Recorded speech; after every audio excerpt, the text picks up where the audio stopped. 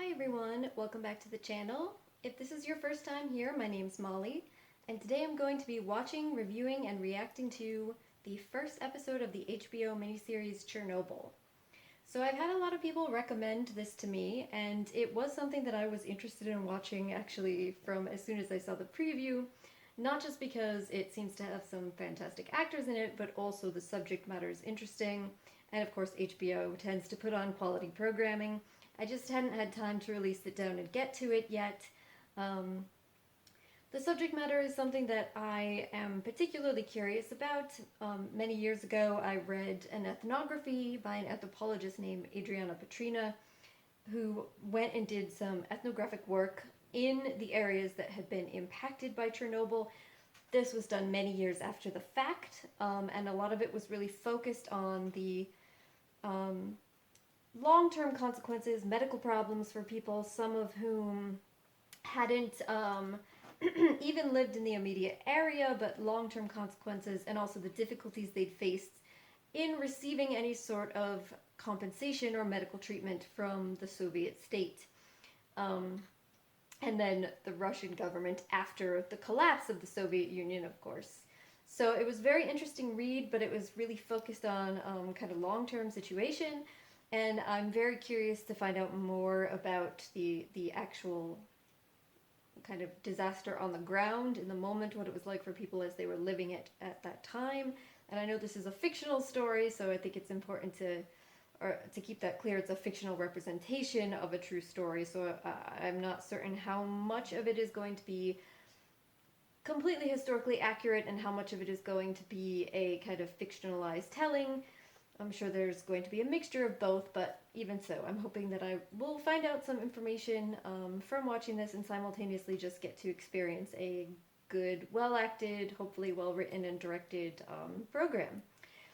By how highly it's been recommended, I'm anticipating that that's what it will be. So before I get into this, I just want to say a huge thank you to everyone who has come out to support me on Patreon or has continued to do so for a while. You guys are really the reason that I'm able to even start trying out new shows, and I have been adding a bunch of new shows recently to my kind of reacting, reviewing schedule. If you are somebody who is new to the channel, or you just at this time have started thinking about maybe you'd like to come out and support me on Patreon, I'll put a link in the description below. I have a low tier for just a couple dollars a month that you can just contribute if you want to just add something to the channel and you're not really concerned about rewards in any way. Even that little bit, every little bit helps. But if you are curious about being a more active patron, I do have tiers that allow early access to videos, including this one. And that's for pretty much all of my shows, early access. And then higher tiers that include things like full-length reactions to certain shows, and that will include Chernobyl. So there will be full-length reactions of Chernobyl available on my Patreon if you are interested in joining up, because this is a longer series, it's a dramatic series. I think it's worth adding to that. So anyway, if you're not interested, no big deal, but I wanted to mention it in case some of you might be. And with that being said, and with my thanks given out to my supporters, I think it's time to get going. So let's start episode 1 of Chernobyl. Is that if we hear enough lies, then we no longer recognize the truth at all. What can we do then? What else is left but to abandon even the hope of truth and content ourselves instead with stories? In these stories, it doesn't matter who the heroes are. All we want to know is who is to blame. In this story, it was Anatoly Dyatlov. He was the best choice. An arrogant, unpleasant man. He ran the room that night. He gave the orders. And no friends. At least, not important ones.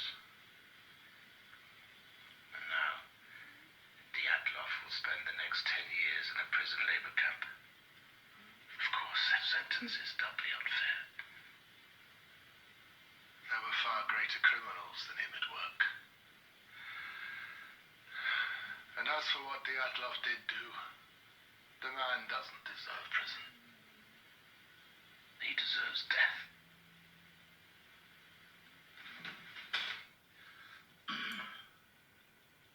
Jared Harris is a really good actor, so I've been excited to see this with him. But in a sense, 10 years for criminal mismanagement. What does that mean? No one knows. It doesn't matter. What does matter is that to them, justice was done. Because you see, to them, a just world is a sane world. There was nothing sane about Chernobyl.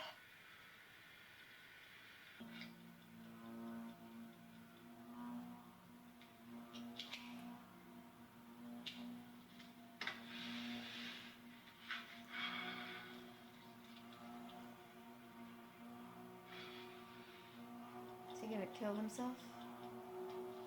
Put a lot of food and stuff out for that cat.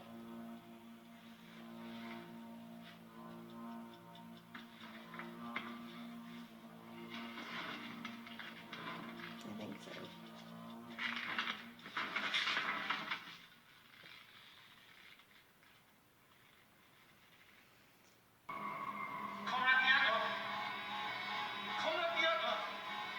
What just happened? I don't know. There's a fire in the turbine hall. The turbine hall. The control system tank, hydrogen. You and Toktanov, you morons, blew the tank. No, that's not. This is an emergency. Everyone stay calm. Our first priority It is... exploded! We know. Akimov will be calling the reactor core. We shut it down, but the control rods are still like... They're not all the way in. I disengaged All right, the clutch. I'll disconnect the servos from the standby console. You two get the backup pumps running. We need water moving through the core. That is all that matters. There is no core. It exploded. The core exploded. He's in shock. Get him out of here. The lid is off. The stack is burning. I saw it. You're confused. RBMK reactor cores don't explode. Akimov. Sasha, don't worry. We did everything right. Something strange has happened. You taste metal. Akimov! Suit tastes metal. Comrade Panovashchenko, what you're saying is physically impossible. The core can't explode. It has to be the tank. We're wasting time. Let's go.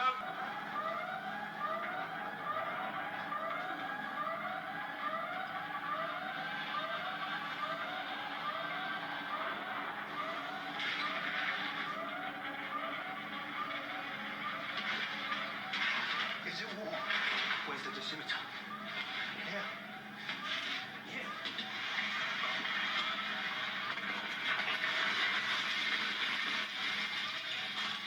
Are they bombing?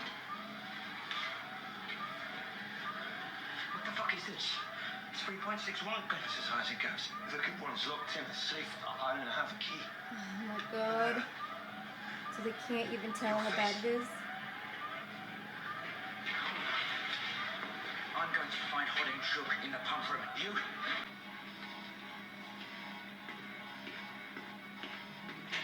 What does the dosimeter say? 3.6 wrong, but that's as high as the meter. 3.6.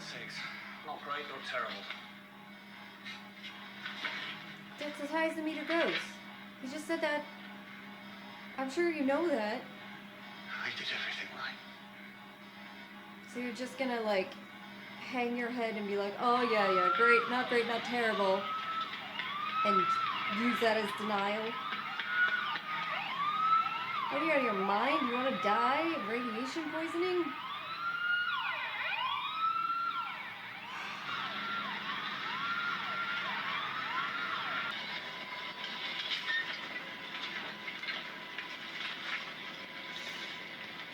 What are you doing? Vasily, He doesn't know. Silly. What am I saying? He I'm doesn't only know. He doesn't. don't fuck around with it. Oh my god. Oh, that guy's so screwed. He takes metal. Yeah, what is that? I don't know. The valves, Misha. The valves, look. The valves, come on. Oh, it's already happening. Oh my god.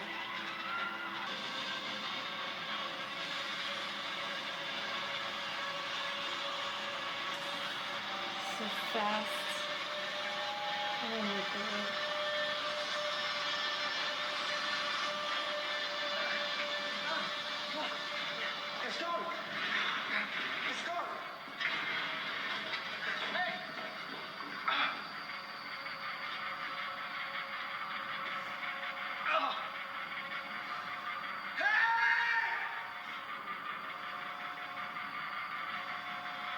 just so fast. The tank, it's big enough. This kind of explosion, the control tank on 71, it's 100 cubic meters. 110. 110. Could do this, definitely. Scott, I looked right into it. I looked into the core. Did you lower the control rods or not? Are you not listening? Take him to the infirmary. Dr. North, take him! Rest could react. He fell. He's delusional. His face. Ruptured condenser lines. The feed water is mildly contaminated. He'll be fine. I've seen worse. Do we still have a phone line to the outside? Does he honestly believe that shit? Akimo. Call in a day shift. But if... We have to keep water flowing into the core. We need electricians, mechanics, we need bodies. How many times do I have to say it? Is he just deluded?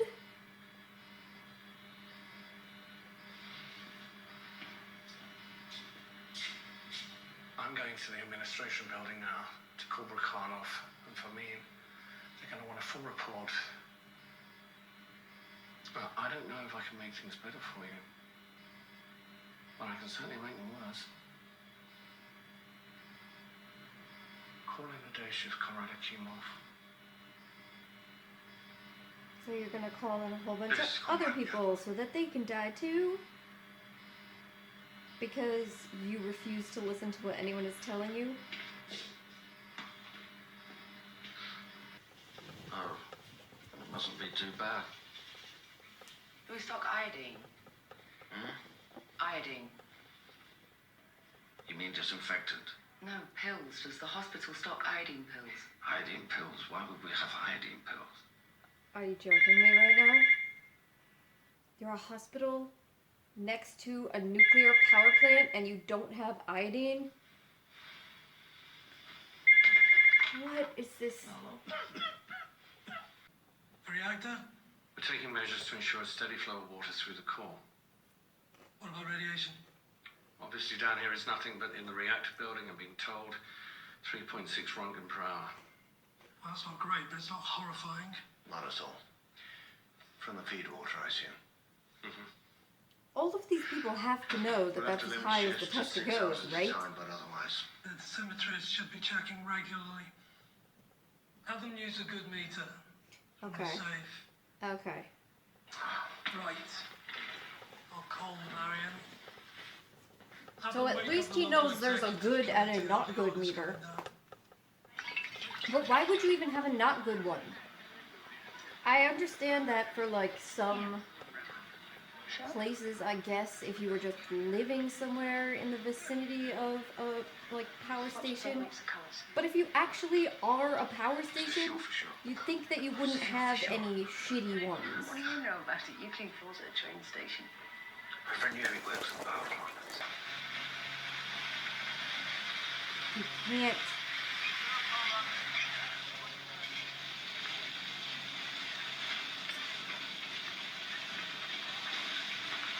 Maybe if you had a actual good machine going to test the radiation, you would have instantly realized what had happened and you would have not been calling all these people in to kill themselves.